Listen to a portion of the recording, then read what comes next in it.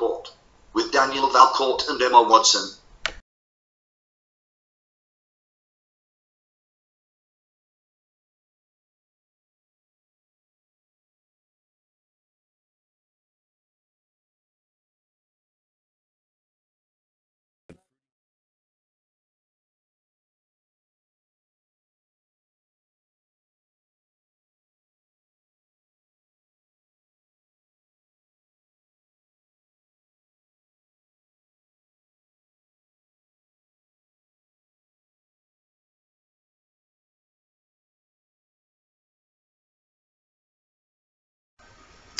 Hello, Danielle and Emma. We're happy to be here.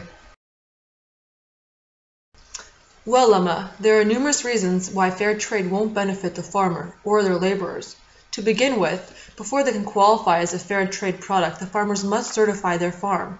The process is rigorous and requires many obligations for the farmers in addition to a heavy fee, which in most cases is very difficult for the farmers to obtain. However, once the farm is certified as fair trade, what most customers don't realize is that the cooperatives struggle to sell 10 to 15% of their crops within fair trade standards, meaning there is potentially 85% of crops that are going unsold, begging the question of whether it is worth it for farmers to be certified at all when considering the initial qualification fee.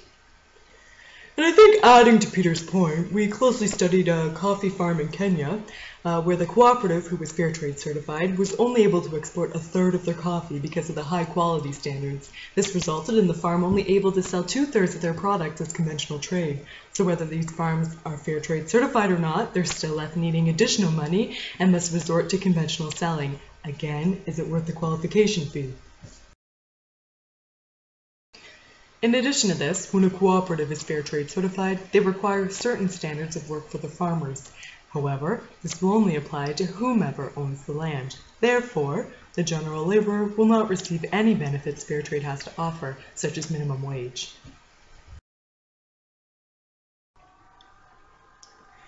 Well, you're correct in saying that they have a guarantee. However, the price is not guaranteed to the cooperatives, meaning the farmers and the laborers may not get any of the additional money.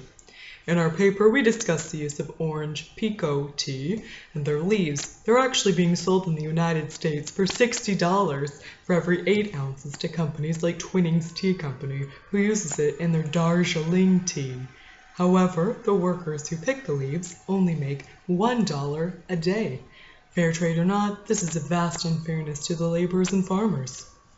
And to further answer your question, Danielle, at this time, there's almost no research to inform the public where extra money is distributed by individual cooperatives. We are unaware of how much is spent to help the community and laborers.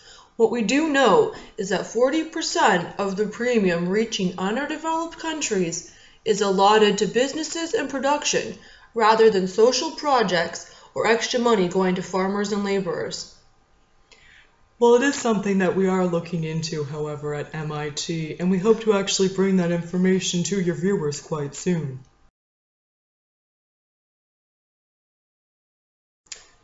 The idea of fair trade seems almost ironic at this point, since the whole idea came about to avoid corporate domination.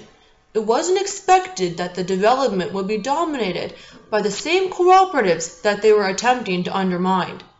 At this point in time, we have multinationals like Starbucks who are introducing more fair trade products into their franchise, which is causing a development of farms on a much larger scale. This negates the core principles of fair trade as it was set in place to improve the rights and conditions for farmers at all levels.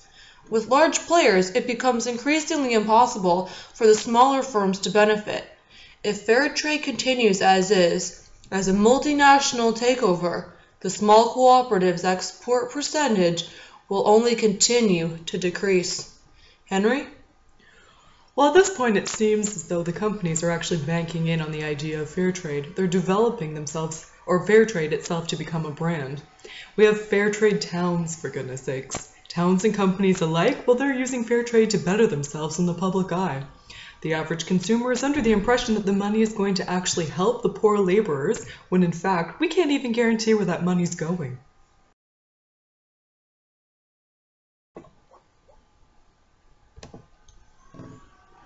Danielle, it's time for the consumer to open his eyes to the realities of fair trade.